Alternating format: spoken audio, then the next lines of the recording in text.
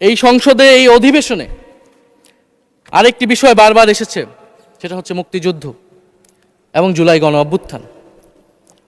মুক্তিযুদ্ধকে মাননীয় স্পিকার আমরা শ্রদ্ধা করি। আমরা মনে করি এই প্রজন্ম যারা জুলাই গণ অভ্যুত্থানে অংশগ্রহণ করেছি, জুলাই গণ অভ্যুত্থানের মধ্য দিয়ে মুক্তিযুদ্ধের নতুন রূপ তৈরি হয়েছে, মুক্তিযুদ্ধের নবায়ন হয়েছে। মাননীয় স্পিকার, ফলে মুক্তিযুদ্ধের সাথে জুলাই গণ অভ্যুত্থানের কোনো সাংঘর্ষিক অবস্থান নেই। আমরা বারবার বলেছি মুক্তিযুদ্ধ, জুলাই গণ অভ্যুত্থান হচ্ছে মুক্তিযুদ্ধেরই আরেকটি ধারাবাহিকতা। মুক্তিযুদ্ধে আমরা সাম্য মানবিক মর্যাদার কথা বলেছি, জুলাই গণ অভ্যুত্থানে আমরা বৈষম্য বিরোধী গণতান্ত্রিক বাংলাদেশের কথা বলেছি। মাননীয় স্পিকার, কোথায় পার্থক্য, কোথায় আলাদা, এবং কোন ঘটনা বড় কোন ঘটনা ছোট, এটা অহৈতুক তর্ক। মাননীয় স্পিকার, আমরা কেউ বলি নাই যে জুলাই গণ অভ্যুত্থান মুক্তিযুদ্ধের থেকে বড়, বা জুলাই গণ অভ্যুত্থান 90-এর থেকে বড় বা 90-এর থেকে ছোট।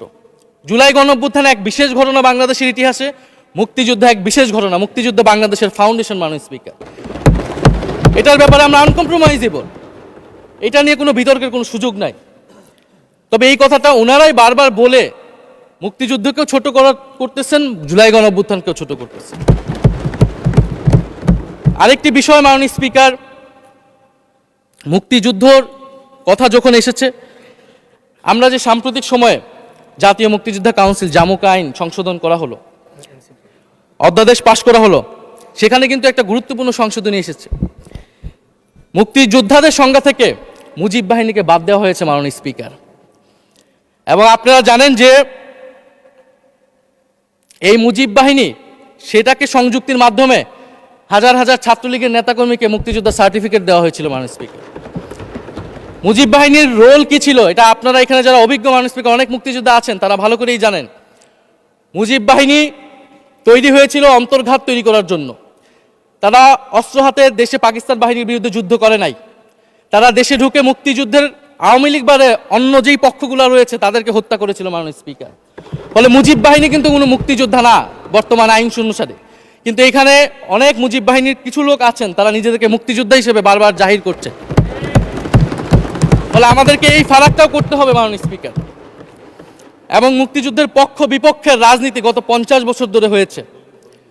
আমরা এই সমাধান এখনো কেন করতে পারিনি মাননীয় স্পিকার? এর দায়ভার কে নেবে? বিএনপি কি নেবে না, যারা 29 বছর জামাতের সাথে রাজনীতি করেছে? একটা কথা তো এখন সবাই বলে, সাথে থাকলে সঙ্গী, না থাকলে জঙ্গি।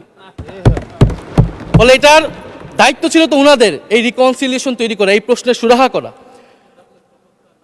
জুলাই গণ অভ্যুত্থানের পরে, স্বাধীনতার 54-55 বছর পরে জাতীয় সংসদে মুক্তিযুদ্ধের পক্ষ আর বিপক্ষ বলে ভাগ থাকবে, এটা তো মাননীয় স্পিকার আমরা প্রত্যাশা করি না, এটা এই প্রজন্ম প্রত্যাশা করে না।